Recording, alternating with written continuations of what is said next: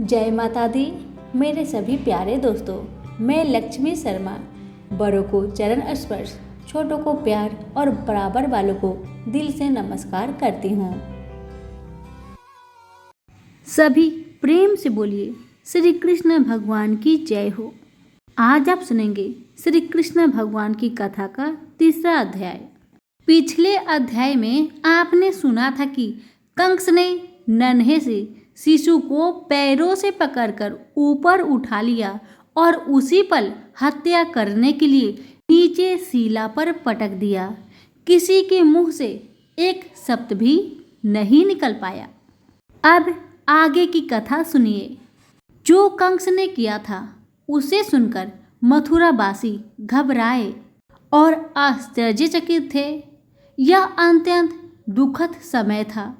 वे अपने भाग्य को धिक्कार रहे थे कि उन्हें ऐसे दुष्ट राजा के राज्य में रहना पड़ रहा था एवं उसके क्रूरतापूर्ण कार्य को सहन करना पड़ रहा था। मंत्रियों एवं दरबारियों में जो भी संवेदनशील अच्छे लोग थे, उसका सर लज्जा से झुक गया था। परंतु कुछ ऐसे भी लोग थे जिन्हें ऐसी विचित्र बातों में आनंद आता था और वे खुश होते थे और कंस में उन्हें उनका नायक दिखाई देता था। अच्छे काम बहुत से लोगों को अच्छाई की प्रेरणा देती है, बुरे काम कुछ लोगों में बुराई की बढ़ावा देती है। और जब इस प्रकार के अच्छे और बुरे कर्म कोई राजा या नेता करता है तो उसका प्रभाव सदा ही बहुत दूर तक फैलता है। जिस प्रकार यदि वातावरण में गुनगुनी धूप हो, शीतल पवन चले, चारों ओर पुष्पों की सुगंध फैली हो, तो यह सब न देख पाने के बाद भी हमारे भीतर से आनंद का अनुभव करते हैं। परंतु यदि वातावरण चिपचिपा और दुर्गंध युक्त हो तो कोई भी व्यक्ति उदास हो जाता है। उसी प्रकार से यदि वातावरण में सद्भावना, दया, विश्वास हो, लोगों में सद्गुण हो तो समृद्धि होती है। जब क्रूरता और अमानवीयता इतनी शक्तिशाली हो जाती है कि इनका मुकाबला नहीं किया जा सकता, तब दुष्टों को लगने लगता है कि वे कुछ भी बुरा कर सकते हैं और इसका उन पर कोई भी प्रभाव नहीं पड़ने वाला। कंस द्वारा देवकी के नन्हे शिशु की हत्या ने न केवल मथुरा का वातावरण को दूषित किया बल्कि पड़ोसी राज्य पर भी असर डाला। दूसरे राजा कंस से बहुत प्रभावित हुए। उन्हें लगा कठोर से कठोर होना, वह दुष्ट होना ही एक महान राजा की पहचान है। जो भी हो, कंस की मृत्यु की भविष्यवाणी एक अच्छा नतीजा यह निकला है। वह हर समय अपने भाग्य को सोच सोचकर डरा हुआ रहता था। एक अनजन्मे रहस्यमय शिशु के भय ने उसकी हिम्मत तोड़ दी थी और वह अपनी निर्दोष प्रजा पर अत्याचार एवं साधुओं का अपमान करने से डरने लगा था। देवकी और वासुदेव कारागार में ही रहते थे। वासुदेव को थोड़ा बहुत घूमने फिरने की स्वतंत्रता थी, परंतु देवकी को बिल्कुल भी नहीं थी। कंस ने अपनी क्रूरता जारी रखी। साल दर साल एक के बाद एक कंस उनके बच्चे की हत्या करता रहा। यह अशुभ कार्य एक तरह की रस्म बन चुका था। कंस देवकी की गोद से बच्चे को छीन लेता और तुरंत आंगन में आता, बच्चे को पैरों से पकड़कर बहुत ऊंचा उठाकर पत्थर की शिला में पटक देता।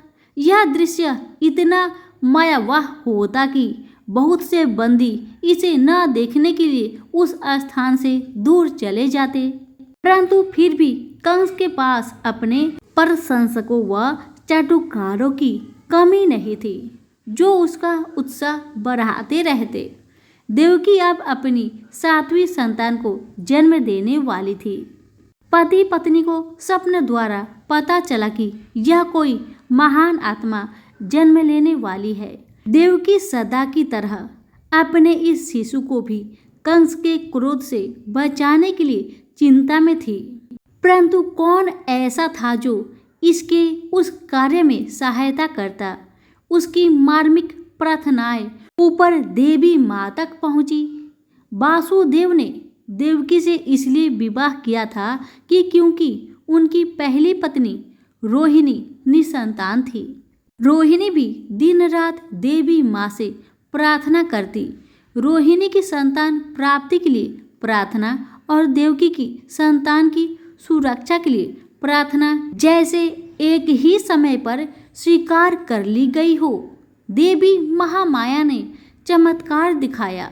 प्रकाश पुंज के ऊपर में उनका एक स्वरूप नीचे आया और उसने देवकी के गर्भ से उस शिशु को रोहिणी की गर्भ में स्थापित कर दिया। बाद में यह बालक बलराम के नाम से जाना गया, जिसका पालन पोषण नंद के घर में सुरक्षित रूप से हो रहा था। नंद यमुना के पार गोपा गांव में रहते थे। वे ग्वाल जाति के मुखिया और वासुदेव के प्रिय मित्र थे। देवकी की देखभाल करने वाली दासिया ने कंस को सूचना दी कि देवकी का यह शिशु गर्भ में ही मर गया है। कंस ने पूछताछ करवाई और सूचना को सही पाया।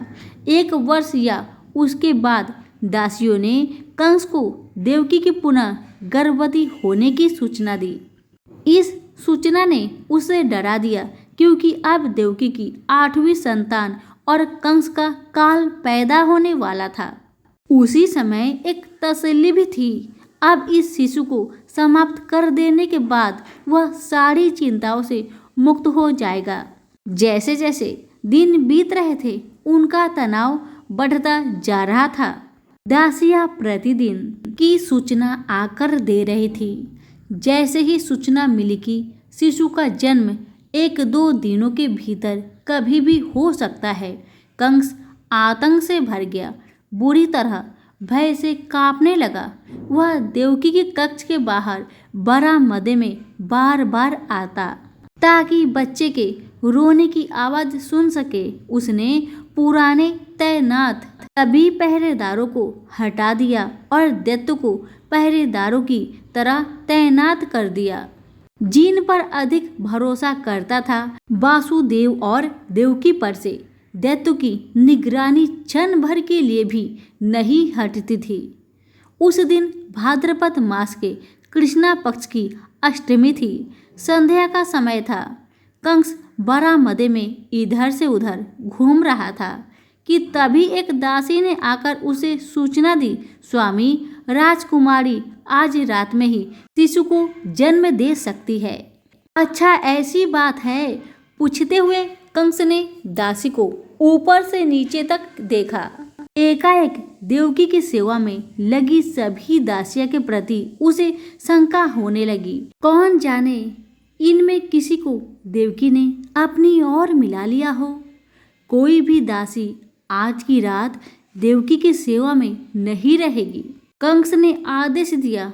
उसने चुपके से देवकी के कक्ष में यह निश्चित करने के लिए झांका कि वहां वासुदेव के अलावा कोई भी ना हो। उसने दैत्य प्रहरियों को आदेश दिया कि जैसे ही वे बच्चे की रोने का स्वर सुने, तुरंत उसके शयन कक्ष में आकर उसे जगा दे। उस दिन मथुरा में वह भयानक काली रात थी। पर्वतों के समान तैरते हुए दैत्यकार बादल पूरे आसमान को ढके हुए थे। एक छोटे से तारे का प्रकाश भी धरती पर नहीं आ रहा था। हजारों सियारों की हुक और सीटियों की चीख के जैसी शोर करती हुई तेज आंधी कंस के महल में प्रवेश कर गई। देवकी एवं वासुदेव अपने कक्ष में अत्यधिक कष्ट में थे।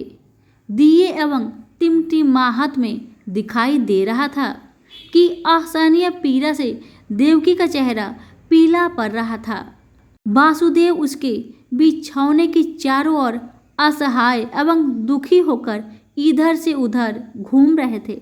यदि विधाता अपनी इच्छा पूर्ण करने का दायित्व मेरी संतान को सौंपना चाहते हैं तो कठिन परिस्थिति से माँ भगवती को ही पार लगाना होगा। उन्हें हमारी रक्षा के लिए आना ही होगा। हाथ जोड़कर हृदय से प्रार्थना करते हुए देवकी ने कहा। इतने में जोरदार आंधी चली और सारे दिए बुझ गए। वह रात का सबसे अंधकार भरा पहर था। वासुदेव आंख मूंदकर प्रार्थना करने लगे। अगले ही क्षण उन्हें आभास हुआ कि जैसे तेज परंतु शीतल ज्वाला से सारे कक्ष में उजाला हो गया। उन्होंने आंखें खोली तो पाया कि यह सच है। एक सुनहरे नीले रंग के प्रकाश ने कक्ष के सारे अंधकार को समाप्त कर दिया है। जल्दी ही एक भव्य सी आकृति उस आभा में उभरी।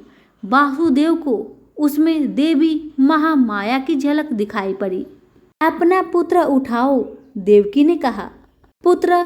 वासुदेव ने अचंभे से पीछे देखा। देवकी अपनी सैया पर लगभग बेहोश सी लेटी थी और उसके पास लेटा हुआ था उसका 8वां पुत्र। वह इतना सुंदर था, उसमें इतना चुंबकीय आकर्षण था कि उसका बखान कर पाना असंभव था। इसे तुरंत नंद के घर ले जाओ। उसकी पत्नी यशोदा ने अभी अभी एक पुत्री को जन्म दिया है। अपने पुत्र को वहां रखकर उसकी पुत्री को लेकर वापस आ जाओ, देवकी ने कहा। वासुदेव ने उस शिशु को उठाया और अपनी कांपती हुई बाहों में थाम लिया। वासुदेव परम आनंद में थे। उस बालक का मुख इतना प्यारा था कि कोई चित्रकार उससे सुंदर चित्र कभी नहीं बना पाता। वासुदेव मोहित होकर बस उस बालक को देखे जा रहे थे। परंतु माँ, उन्होंने कंस के कारागार से बाहर निकल पाने में आशंका जताई। चिंता मत करो, सारे पहरेदार, महल के सारे निवासी, सारे बंदी और यहाँ तक कि मथुरा की सारी प्रजा सभी अचेत होकर निद्रा में डूबे हुए हैं। ये मेरे चमत्कार से सब हुआ है। तुम निडर होकर आगे बढ़ो, देवी महामाया ने कहा। शिशु को छाती से लगाकर वासुदेव ने झुककर देवी महामाया को प्रणाम किया और द्वारों की ओर देखा जिनमें ताले बंद थे। एकाएक सारे द्वार खुलकर हवा में लहराने लगे। यहीं पर हमारी भगवान श्री कृष्ण की कथा अध्याय 3 समाप्त हुआ। अब अगली कथा 4 अध्याय में सुनेंगे। सभी प्रेम से बोलिए श्री कृष्ण भगवान की जय हो। कथा पसंद आने पर लाइक शेयर कमेंट जरूर करें और हमारे चैनल के साथ जुड़े रहें। आप सभी का बहुत बहुत धन्यवाद।